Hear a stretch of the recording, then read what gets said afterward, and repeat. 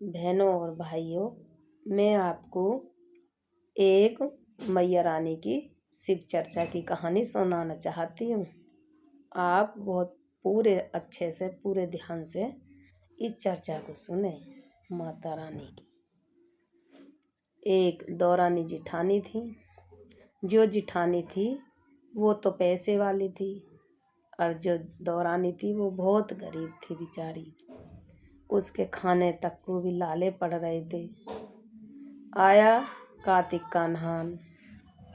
वो कहने लगी, अरे दीदी, हमको भी लेके चलो नहवाने, तुम्हारे तो गाड़ी घोड़ा सब हैं। तो वो कहने लगी कि तेरे दोहरे तो कोई पैसा भी नहीं है, कैसे जाएगी गंगा स्नान को? किराए के गाड़ी घोड़ा में तेल पड़े, गाड़ी में तेल पड़े, तू पैसे दे देगी? कि अरे दीदी, पैदल कोई जाए तो मैं उनके घर चली जाऊं। बेचारी गरीब बहुत थी। उसके बच्चे भी ऐसे ही एक टाइम खाते थे, एक टाइम ऐसे ही रह जाते थे। तो ऐसे बोली कि अरे कैसे भी हो, मैं भी एक बार गंगा स्नान नहा के आ जाऊं।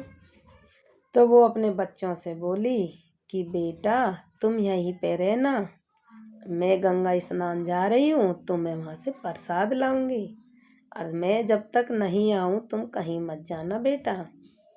तो वो चल दी। जब चल दी तो चलते चलते एक मंदिर पड़ा। वहाँ पुजारी बैठा था। पुजारी कहने लगा, बेटा कहाँ जा रही हो? कि बाबा मैं कहीं न जा रही, मैं तो एक सोची कि कार्तिक नहाने, गंगा स्नान सब जा रहे हैं नहाने, मैं भी नहा लूँ। नू कहता, अरे बेटा मंदिर में बड़ा गंदा हो रहा है, आप थोड़ा झाड़ू साफ सफाई कर दो। नू हाँ बाबा मैं तो कर दूंगी। उनने जाते जाते मंदिर में साफ सफाई कर दी और करके अपने आगे चल दी, बढ़ गई।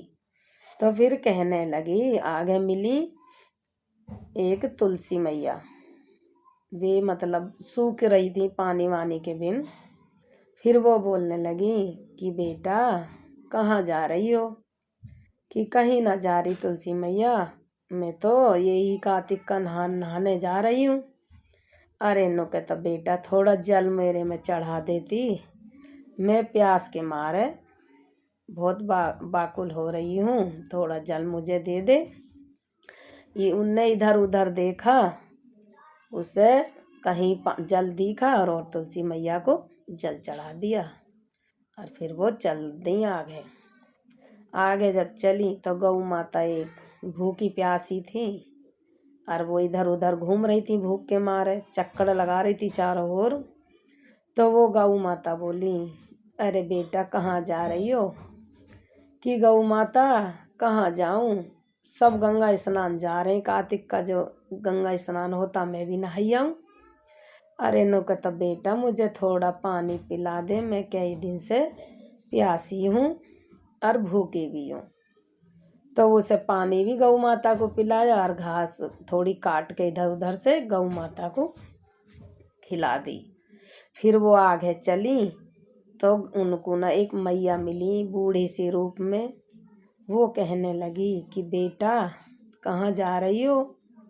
वो कहने लगी कि ये माँ जी, मैं तो गंगा स्नान को जा रही हूँ। कि अकेली? कि हाँ माता, मैं तो अकेली ही जा रही हूँ, सबके गाड़ी घोड़ा हैं तो वो तो उनसे चले जाते हैं, और मेरे तो कुछ नहीं है तो मैं पैदल ही। कि बेटा तुम वो भी ले चल गंगा नहाने को, मैं भी चली चलूँगी। कि वो बड़ी खुश हुई। वो इनू खुश हुई कि मेरे गैल कोई नहीं है, एक के गैल एक हो जाओ तो उसको बहुत बड़ा सहारा मिल जाता है। तो वो हाथ पकड़ के बूढ़ी माता का लेके चल दी। जब जाते जाते गंगा जी के कहड़े पहुंच गई तो बोलने लगी कि ये माता, ए बेटी, तू ये बता मुझे, जब तू गंगा में नहाएगी तो कैसे नहाएगी? नो के माता कैसे नहाते हैं, जैसे सब नहाते हैं। नो नहीं बेटा, तू सर पे पल्ला रख लेना और 3 बार गोता मारना, बस और जो भी उसमें आए उसे चुपचाप अपने घर ले जाना।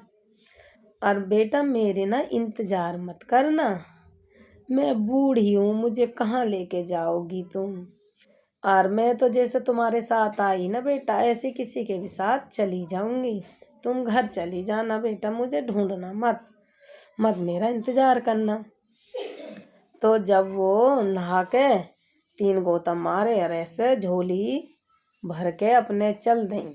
अब जैसे जैसे जा रही हैं तो उस झोली में वजन होता जा रहा है, वजन होता जा रहा है। तो देख रही हैं तो गौ माता भी अपने घास पानी दे के गई थी, तो अच्छी खासी वो भी बैठी हुई थी। आगे आई तो तुलसी मैया में भी जल दिया, तब वो भी हरी भरी हो रही थी। आके मंदिर में जब पहुंची तो वहाँ भी पूजा पाठ हो रही थी, घंटी बज रही थी। फिर अपने घर आ गई। घर आ गई जब उसने अपनी झोली खोली तो झोली में इतना माल गहना सोना चांदी, मतलब वो गरीबाई खत्म होगी उसकी, माला माल होगी, रातों रात कोठी बन गई। अब उसकी आई जिठानी कि अरे तेरे तो झोंपड़ी थी और ये ऐसे कैसे हो गया। कि अरे दीदी मैं गंगा स्नान को गई थी, वहीं से ऐसे ऐसे हो गया। अच्छा, वो भी अपने बेटा से कह लगी कि बेटा मैं भी जा रही हूँ नहाने। नु कहा तो चल मम्मी, बाइक से चलेंगी गाड़ी से चलेंगे। नु कहा ना बेटा मैं तो पैदल ही जाऊंगी। तो वो गई तो ऐसे ही उन्हें भी मंदिर मिला। वो पुजारी कहने लगे कि अरे बच्चा कहाँ जा रही हो। कि गंगा स्नान करने। अरे बेटा थोड़ी साफ सफाई कर दो। क्यों कर दूं, दान दक्षिणा तुम लेते हो, सारा काम जिम्मेदारी तुम्हारी है, मैं क्यों झाड़ू पोछा कर दूं। नहीं करी। आगे गई, तुलसी मैया सूख रही थी। अरे बेटा कहाँ जा रही हो गंगा स्नान को, तो हमें थोड़ा जल दे दो। नु के हाँ मैं तो एक तो गंगा स्नान को जा रही हूँ और तुम्हें जंगल में मैं कहाँ से जल ढूंढूंगी। तो तुलसी मैया को भी जल नहीं दिया। फिर आगे गौ माता भूखी अपने चारों ओर घूम रही थी खूंटे के। तो कहने लगी अरे बेटा मुझे थोड़ी घास पानी दे दो। अरे मैं कहाँ से दे दूँ तुम्हें घास पानी, में लेट हो रही हूँ गंगा मैया को नहाने के लिए। तो वो चल दी। और वो जो फिर उनको मैया मिली बूढ़े, वो कहने लगी बेटा मुझे भी ले चलो। अरे माँ, अरे अम्मा तुम पे तो नहीं चला जाएगा, एक तो तुम इतनी गुजरू को, और मैं तुम्हारा हाथ पकड़ूंगी तो 4 दिन से पहले नहीं पहुंचूंगी। तो वो फिर कहने लगी कि बेटा तुम नहाओगी कैसे। कैसे नहाएंगे, जैसे सब नहाते हैं। बेटा ना सर पे आंचल रखना, 3 गोता मारना पल्ला फैला के, और बस जो भी मिले तुम अपने घर आ जाना और मेरा इंतजार मत करना। तो वो ऐसे ही करी, सर पे पल्ला धरा और 3 गोता मारी। और बस वो जो है कुछ झोली में लेके आई तो उनके झोली में सब ईंट पत्थर भर गए। जैसे जैसे जा रही हैं ऐसे ऐसे वजन हो गया। और जब देख रही हैं कि इनमें तो बहुत वजन है, देखा था ईंट पत्थर वो वहीं पटक दिए। फिर तुलसी मैया भी ऐसे ही सूखी बिला कर रही थी, गौ माता भी भूखी ऐसी थी, भोले बाबा के मंदिर में भी ऐसा ही गंदा हो रहा था। जब आई अपने घर तो उनके घर जो अच्छा खासा महल बना हुआ था सब नष्ट हो गया। उन्हें घमंड था ना, तो घमंड कहते ना, लालच बुरी बला, किसी से कभी भी किसी की देख के किसी को नहीं जले। आपसे भी मैं निवेदन करती हूँ आप किसी को देख के नहीं जलें।